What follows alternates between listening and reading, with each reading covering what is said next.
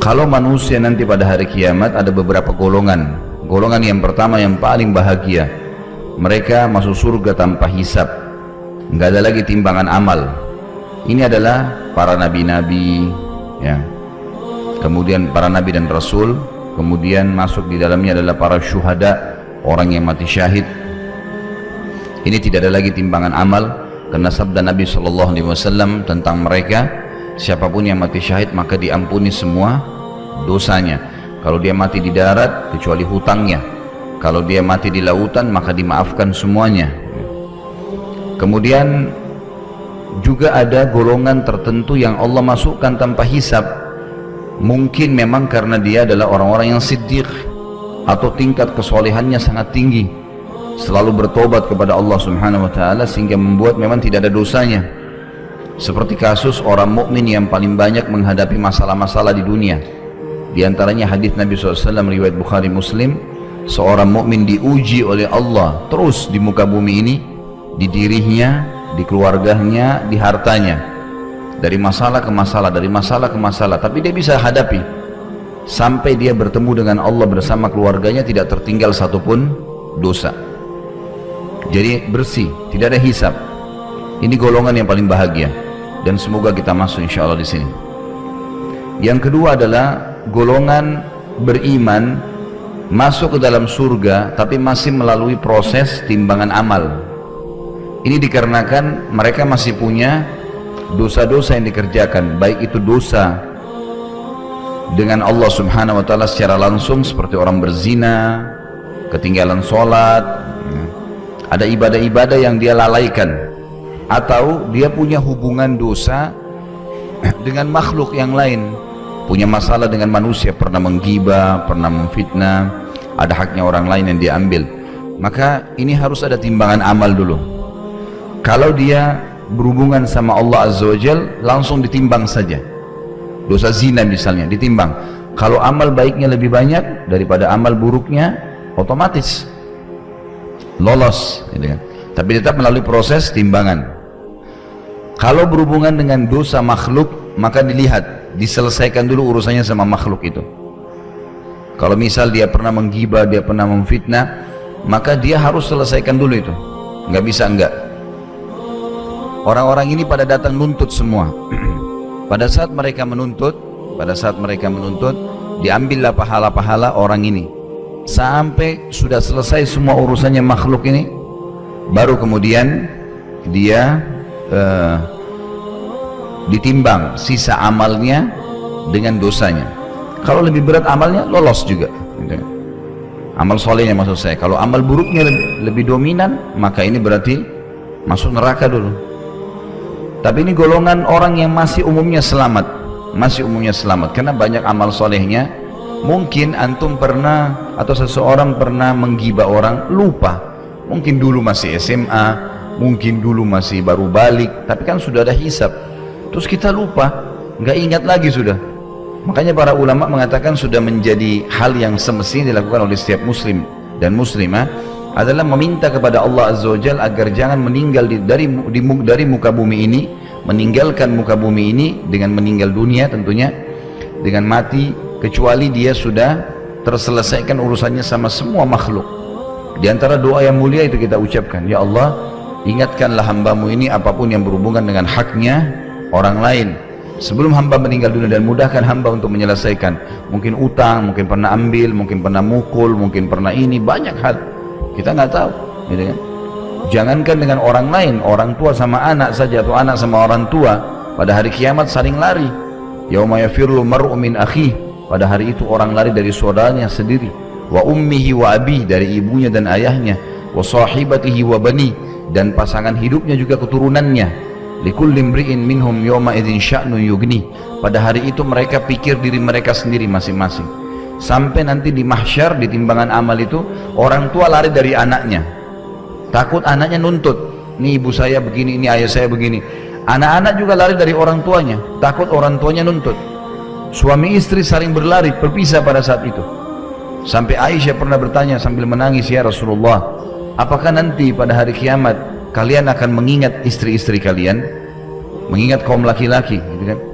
Terutama Nabi SAW, kata Nabi SAW, wahai Aisyah, kalau dalam keadaan buku lagi berterbangan ke kanan, tangan kanan atau tangan kiri, tidak ada orang ingat orang lain.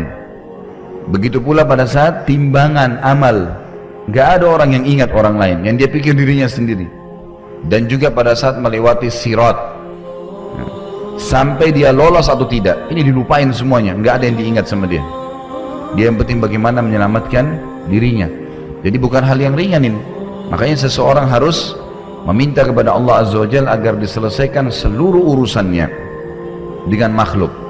Dan mulai sekarang Bapak Ibu sekalian, jangan buka pintu dosa dan jangan siapkan musuh hari kiamat. Ini berat ini, terutama berhubungan dengan makhluk ya. Kalau berhubungan dengan Allah, kita beristighfar, kita taubat, diterima. Tapi berhubungan sama makhluk harus ketemu orangnya. Ini rumit nih. Seperti sekarang banyak penuntut ilmu sibuk ikut-ikutan ceritain tentang ustadz ini, tentang ustadz itu, atau tentang ceritain keadaan orang, bagaimana caranya kita minta maaf nih, atau tentang orang yang tidak dikenal, sama sekali nggak dikenal. Misal ikut-ikutan kayak sekarang acara televisi ada gosip-gosip, kita nggak tahu siapa orang itu, pemimpin tertentu, ada urusannya apa kita. Saya sarankan Bapak Ibu sekalian urusan sendiri masing-masing. Muhasabah, hari ini sholat kita sudah benar belum? Kita udah puasa benar belum? Hari ini sudah sedekah belum? Kita baca Quran belum? Zikir pagi sore sudah jalan belum? Dan itu bukan satu kali, setiap hari. Karena kalau kemarin kita sudah kerjaan, hari ini juga tetap ada buku amal. Dan kita membutuhkan setengah pahala untuk masuk ke dalam surga. Maka jangan siapkan musuh nih. Ada orang begitu subhanallah, tiap hari mencari musuh, bukan cuma di dunia, di akhirat juga dia akan jadi masalah. Jadi seorang mukmin harus lebih hati-hati, harus lebih hati-hati, karena ini bukan main-main. Ini masalah masuk surga atau masuk neraka. Dan ini parah sekali ya. Kalau masuk surga ya alhamdulillah, kalau masuk neraka dulu kan repot nih. Ingat hadis Nabi SAW yang sudah kita bahas, ada orang hari kiamat yang paling besar nikmatnya di dunia, anggap raja dunia, tidak pernah merasakan kesulitan, semua ada kebutuhan hidupnya. Lalu didatangkan hari kiamat dan dicelupkan satu celupan di neraka, bukan satu jam, mungkin bukan 1 menit, cuma dicelupin, dikeluarin berapa detik. Ditanya, kamu pernah rasain kenikmatan gak selama ini? Dia bilang, belum pernah hai Tuhanku. Hilang semua yang 70 tahun, 80 tahun nikmat di dunia, hilang dengan satu celupan di neraka. Bagaimana kalau sehari? Bagaimana kalau 2 hari? Bagaimana kalau musuhnya banyak? Habis pahalanya dan dosa-dosa mereka ditimpakan pada dia. Ini harus hati-hati sekali. Jangan main-main dengan soal-soal seperti ini karena berbahaya ya. Berbahaya. Jadi selalu bahasa saya, tutup semua pintu-pintu dosa semaksimal mungkin, terutama berhubungan dengan makhluk. Jangan siapkan musuh hari kiamat, karena Allah itu maha pengampun, maha penyayang. Allah masih bisa maafin kita gitu ya. Tapi kalau makhluk ini berbahaya, apalagi kalau sampai di bawah hari kiamat, ini berbahaya. Jangan putus silaturahim, jangan buat musuh-musuh dengan tetangga, apalagi jangan buat musuh dengan orang yang tidak dikenal. Ini bahaya. Bagaimana caranya minta maaf gitu. Ya kalau dia terima maafnya, kalau tidak kan jadi repot ya. Lalu untuk apa? Sibuklah dengan diri kita sendiri, makan kalau lapar, minum kalau haus, azan, sholat, ibadah maksimal, berzikir, baca Quran. Umur terbatas. Sampai kata Nabi SAW, beruntunglah seseorang itu, sangat beruntung. Kata para sahabat, siapa ya Rasulullah? Orang yang mengejar derajat tinggi di surga, orang yang sibukkan diri dengan waktunya ibadah saja kepada Allah, gak ada waktu untuk berbuat maksiat. Maka itu beruntung sekali orang ini, luar biasa. Dan itu enak kok kalau kita sibukkan diri dengan ibadah kan. Nah, semestinya begitu. Jadi golongan yang pertama yang lolos tanpa hisab, golongan kedua masih dihisab dulu, tapi kalangan orang-orang beriman. Dan ini juga terbagi 2 lagi yang orang dihisab ini. Ada orang yang timbangan amal baiknya lebih berat, maka masuk ke dalam surga. Ada orang mukmin yang ditimbang tapi dosanya lebih berat, ini masuk neraka dulu. Ini masuk neraka dulu. Golongan yang ketiga yang tidak ada lagi hisabnya, tapi bukan ke surga, ke neraka. Seperti orang kafir, orang musyrik, orang-orang munafik. Ini nggak ada lagi timbangan amal karena nggak ada gunanya. Timbangan amal buat mereka tidak ada manfaatnya. Sebagaimana dalam hadis Bukhari, Aisyah pernah bertanya kepada Nabi SAW tentang seseorang tokoh Mekah ya. Orang ini terkenal sekali dengan kebaikannya, suka bantu orang, silaturahim keluarganya bagus semua. Kalau orang Islam nih pahalanya besar sekali. Apakah bermanfaat buat dia ya Rasulullah? Kata Nabi SAW, tidak sama sekali, karena dia belum beriman kepada Allah, belum masuk Islam. Jadi orang kafir sebaik apapun perbuatannya tidak ada manfaatnya buat dia, sama sekali ya, tidak akan bermanfaat buat dia.